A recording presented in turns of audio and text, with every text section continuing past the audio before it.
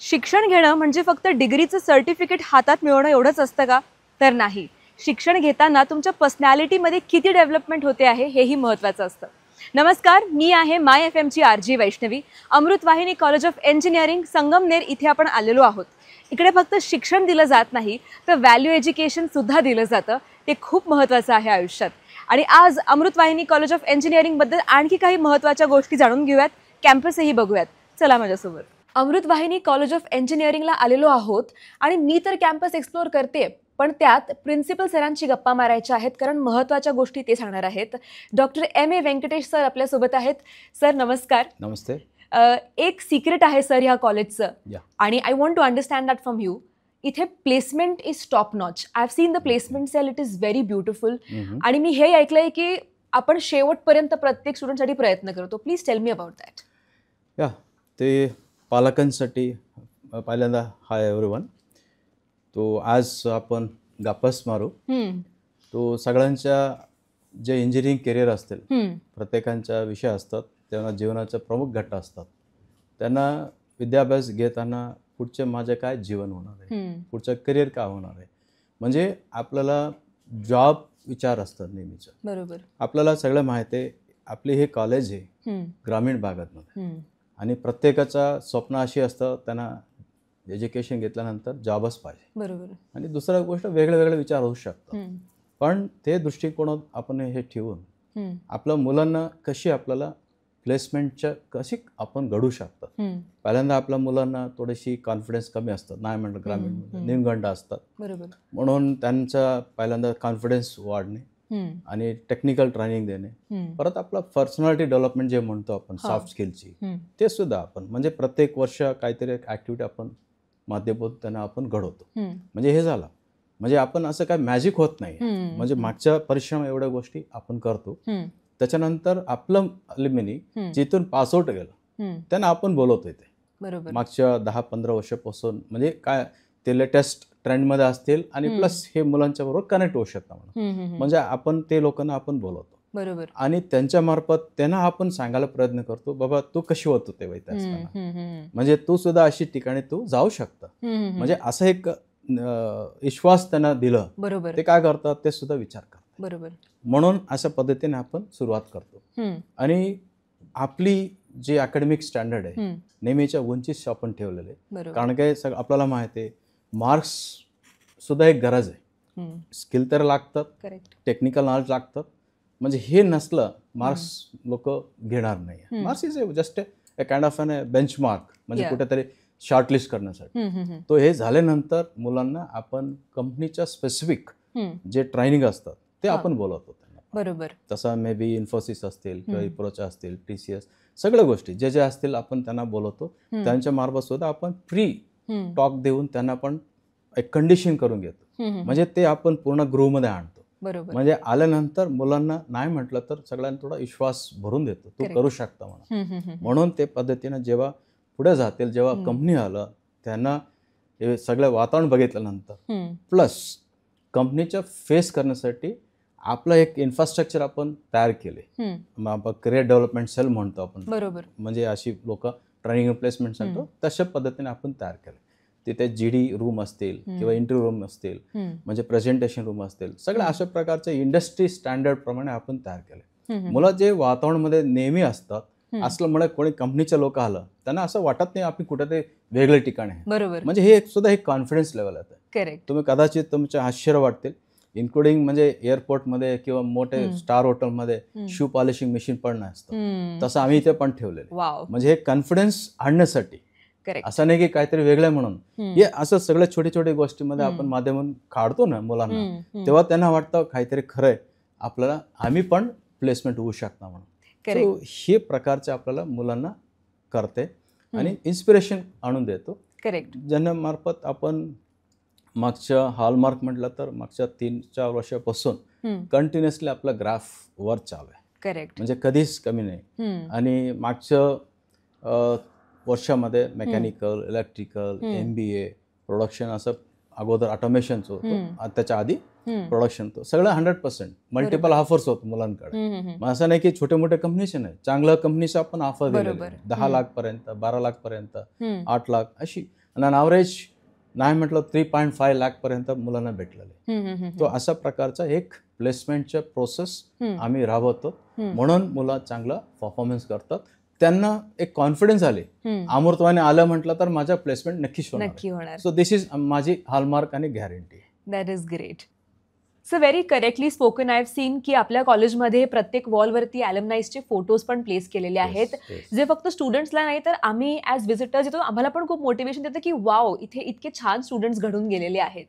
पण मग जेव्हा आपण इन्फ्रास्ट्रक्चरबद्दल बोलतो, विविध डिपार्टमेंट्स आहेत इकडे आणि दे आर अस्टॉनिशिंग. तर I want to understand how well equipped are we आणि आपल्याकडे कोणकोणत्या लॅब्स आहेत सर? ओके, आपल्याला प्रत्येक डिपार्टमेंटच्या जे AICTEचे म्हणा किंवा बाकीच्या युनिव्हर्सिटीच्या अंतर्गत मुलांना जे कुठलं प्रशिक्षण द्यायचे, अत्याधुनिक आणि नाविन्यपूर्णचा आपण इन्फ्रास्ट्रक्चरचं इक्विपमेंट्स अँड मशिनरी आपण एस्टॅब्लिश केलं. करेक्ट. म्हणजे आज घडलेलं म्हणजे बाहेरचं काय चाललंय, म्हणजे काय म्हणतो आपण टेक्नॉलॉजी, त्याच्या सपोर्टिंग विथ द इक्विपमेंट जे मशिनरी असतील ते सुद्धा इक्वलंटी असला पाहिजे. आपण जुने घेतलं त्याच्यामध्ये काय उपयोग होणार नाही. म्हणून आपण प्रत्येक वर्ष आणि बघून काय काय नवीन लागतात ते सुद्धा आपण ॲड ऑन करतो, एक्झिस्टिंगला पण अपग्रेड करतो. बरोबर. म्हणजे आता रोबोटिक्सचं डिपार्टमेंट आहे, ऑटोमेशन रोबोटिक्स, तिथे सुद्धा सगळं नवीन गोष्टी आपण एस्टॅब्लिश केले. वर्टिकल मशीनिंग सेंटर म्हणतो, VMC मशीन म्हणतो, तसं नवीन मशीन आणलं मॅन्युफॅक्चरिंगसाठी. म्हणजे असं ड्रोन टेक्नॉलॉजी म्हणा, AI नेटवर्किंग, म्हणजे आता नेटवर्किंग जे आपण बघतो त्याच्यासाठी AI पण आलंय, म्हणजे नेटवर्कला किती लोड येते काय सगळं अनालिसिस करतात. सो अशा पद्धतीने एक्सलन्स सेंटर पण आपण स्थापना करतो. तो असं प्रत्येक ब्रांचला सगळ्या ठिकाणी चांगलं चांगलं इक्विपमेंट मशिनरीज आहे. मुलांना समजण्यासाठी काय लागतात एवढं आपण पूर्तता केले आणि वर above that also we are providing it. Correct. So there is this interesting place in the college, त्याचं नाव आहे साकुरा जॅपनीज लर्निंग सेंटर. आणि त्या जागेत तुम्हाला सांगू तर आतमध्ये पूर्ण जॅपनीज सगळ्या गोष्टी आहेत, एस्थेटिक्स आहेत. पण सर ते एक्झॅक्टली काय आहे आणि why do you think it is important in the college? Exactly.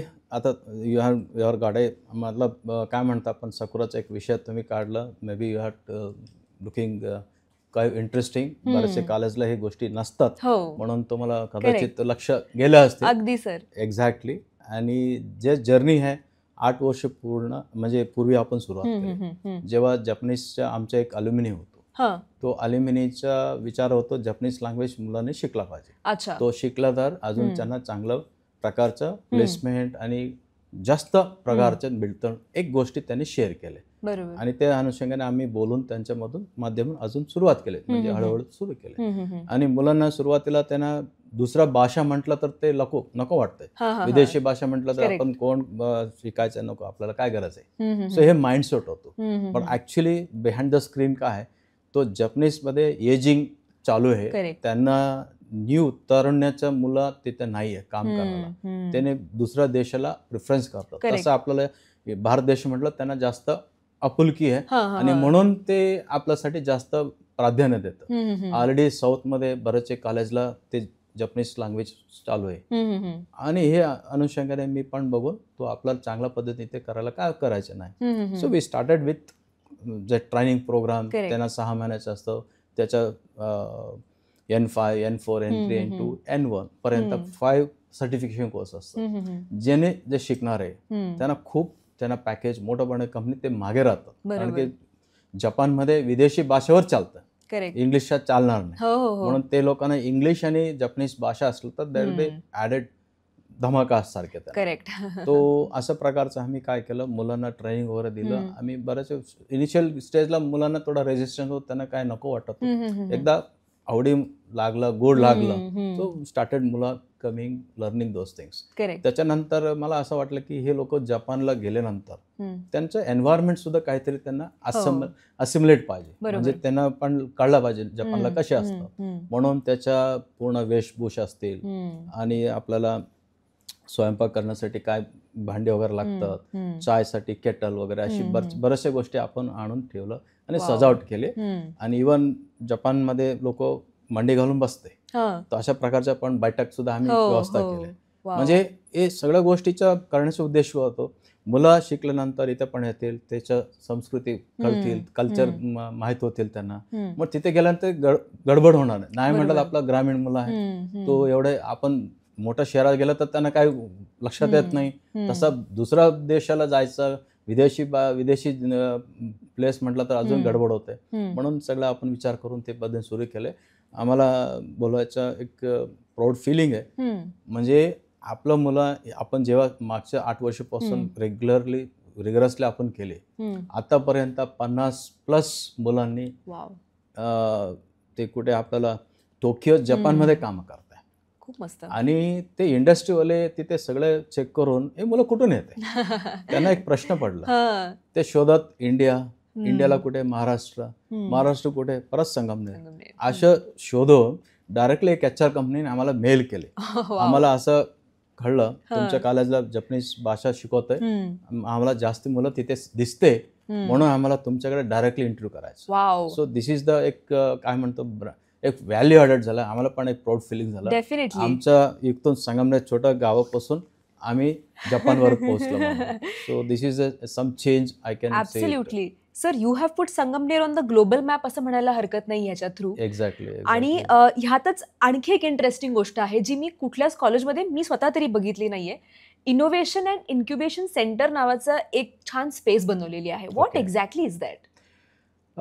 ठीक आहे, आतापर्यंत प्लेसमेंटबद्दल बोलूया आपण. विदेशी भाषा शिकल्यानंतर आपण जपानला जाऊ शकतो, त्याच्यात जास्त त्यांची प्रगती होईल, स्वतःच्या करिअर होईल. म्हणून आपण प्रत्येकानं नुसतं ते जॉबसाठी तयार करण्यापेक्षा स्वतः दुसऱ्यांना जॉब का द्यायचे नाही, तो एक मागे उद्देश होतो. बरोबर. म्हणून आपण मुलांकडे क्युरिओसिटी असतात, भरपूर गोष्टी ते मुलांना आजकाल टेक सेव्ही आहे म्हणाल, काय हरकत नाही. So they are very fast and they quick to learn those things. म्हणून आपण काय विचार केले, मुलांचे एक आयडिया असतात, ते आयडिया घेऊन ते काहीतरी स्वतः करू शकतात. म्हणजे प्रत्येकाने करायला तो एवढे बंडवाळ असतील किंवा इन्फ्रास्ट्रक्चर सपोर्ट नसतं.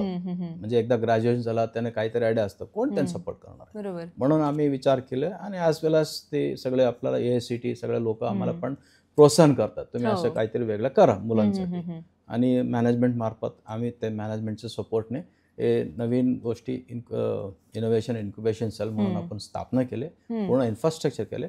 तिथे मुलांचे जे आयडिया असतील, प्रॉडक्ट डेव्हलपमेंट करतील.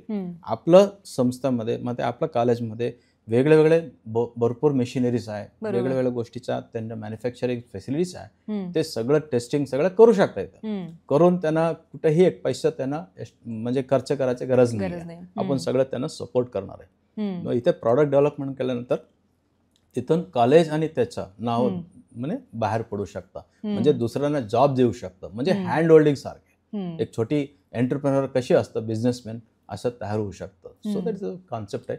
आम्ही कालच त्याचं ऑफिशियली उद्घाटन केले तुमच्या माहितीसाठी. That is absolutely great. तुम्ही म्हटलात की ग्रामीण भागातनं जेव्हा मुलं येतात किंवा आपण समजूयात पुण्यातनं किंवा नाशकातनं मुलं येतात ऍडमिशन घ्यायला, सगळ्यात पहिला प्रश्न हा असतो की राहण्याचं काय, बरोबर, खाण्याचं काय, सेफ्टी सिक्युरिटीचं काय.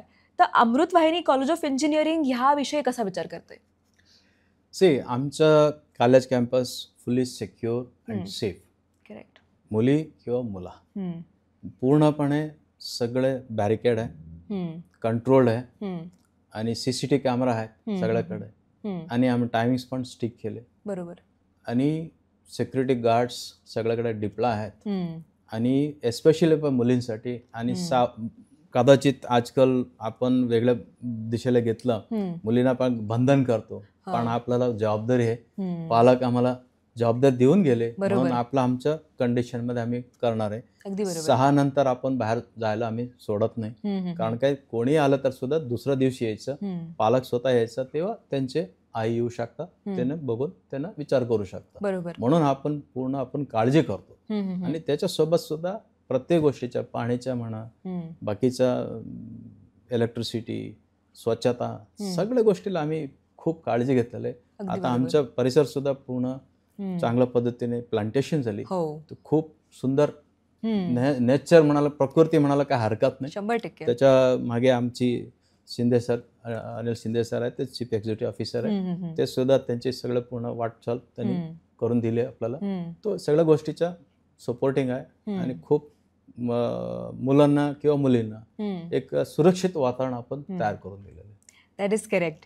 पण आता जेव्हा मुलं हॉस्टेलमध्ये राहता आहेत, त्यानंतर ते कॉलेजला येत आहेत, विविध डिपार्टमेंट्समध्ये HODs आहेत, आपले काही टेक्निशियन्स आहेत. आय वॉन्ट टू अंडरस्टँड की आपल्या कॉलेजची फॅकल्टी कशी आहे सर? सी, कुठल्या कॉलेजला ठीक आहे, सगळं इन्फ्रास्ट्रक्चर एक बाजूला झाली, दुसऱ्या बाजू म्हटलं तर सगळ्या फॅकल्टीज आहे. करेक्ट. सो सगळ्या फॅकल्टीज बऱ्याचशा वर्षापासून इथे आपलं वातावरण एक फॅमिलीसारखं आहे. बरोबर. म्हणून लोक एकदा जॉईन केल्यानंतर कोणी सोडत नाही. In the sense with a good atmosphere environment त्यांच्यासाठी आहे. म्हणून they are all well qualified and experience आहे. बऱ्याच वर्षापासून इथे आहे म्हटलं तर ते प्रत्येक गोष्टीच्या काहीतरी नवीन नवीन गोष्टी शिकतंय. आणि लोक पण PhD पण झालेले लोक. म्हणजे हे सगळे एक्सपिरियन्स झाले काय होतात, मुलांचा एक कॉन्फिडन्स बिल्डअप करायला 100% ते सपोर्टिव्ह राहतं. सो कॉलेज हे अगदी परिपूर्ण आहे, टेक्निकली सेन आहे, मुलांसाठी सगळ्या गोष्टी आहेत, म्हणजे अकॉमोडेशन, सेफ्टी, मेस म्हणजे इतकं उत्तम जेवण आहे काय सांगू मी तुम्हाला. आणि त्यांचा फेस्ट हे खूप अमेझिंग असतो. पण मग डॉक्टर, आपण जेव्हा चर्चा करतो मॅनेजमेंटची, I think they play a huge role in this. तर how does the management work in to this? Exactly, because whatever we do, definitely we should have a support from the management. Correct. We are happy that to share that आपला संस्थाचा chairman आहे, so मान्य बाळासाहेब तोराटजी.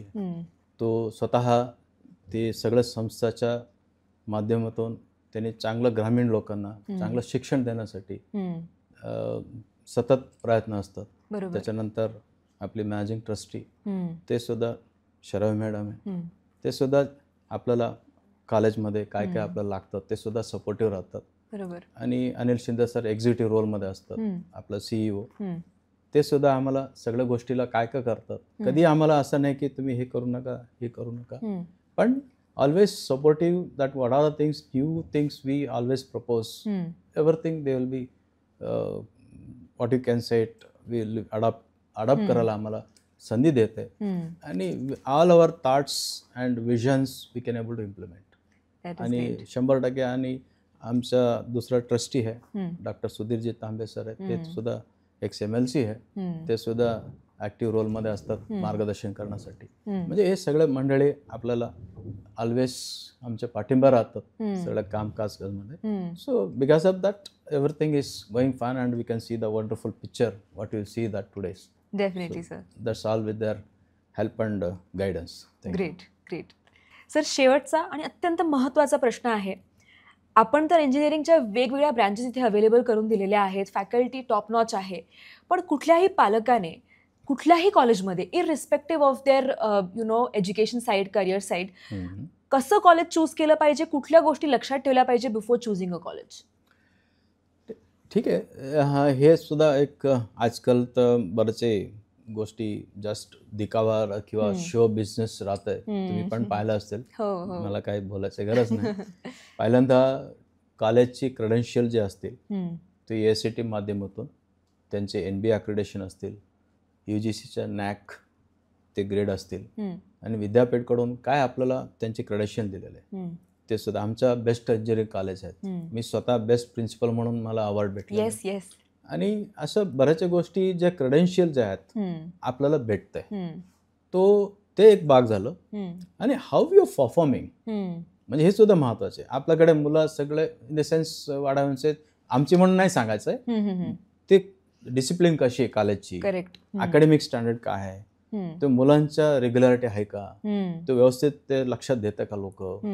आणि त्याच्यानंतर महत्वाचा गट आहे त्यांच्या करिअर काय, ते होणार का, होणार असलं कशी होणार आहे, त्यांच्या काय काय त्यांचे स्वरूप असतील, तो कशी अचीव करणार आहे, हे सगळ्या गोष्टी चेक करणं गरज आहे. तेव्हाच त्यांची खात्री होईल माझा मुलगा इथं आल्यानंतर त्याचे करिअर भेटतं. प्लस सेफ्टी काय, आजकाल सगळं आपण पाहतो बरोबर शहरामध्ये काय चाललंय आपल्याला, तू मला इथे बोलायला नको, स्टील ड्रग्स भरपूर गोष्टी ज्या आहेत चालू आहे बाहेर, आणि मुलांना कशी इन्फ्लुएन्स होत आहे ते सुद्धा एक बघण्याच्या दृष्टिकोनात गरज आहे ॲज अ पालक म्हणून. कारण की शेवटी आजकाल न्यूक्लियस फॅमिलीमध्ये एक मुला किंवा एक मुली राहतात जास्तीत जास्त, आणि त्यांच्या भविष्यावर पालकांचं भविष्य असतं, Correct. त्यांना काहीतरी ॲस्पिरेशन असतं, माझं मुलं अशी करायचं म्हणा. हे कुठेतरी अशी साईड ट्रॅक झालं, शेवटी कुठलं इंजिनिअरिंग कुठला करिअर घेऊन काय करणार तुम्ही.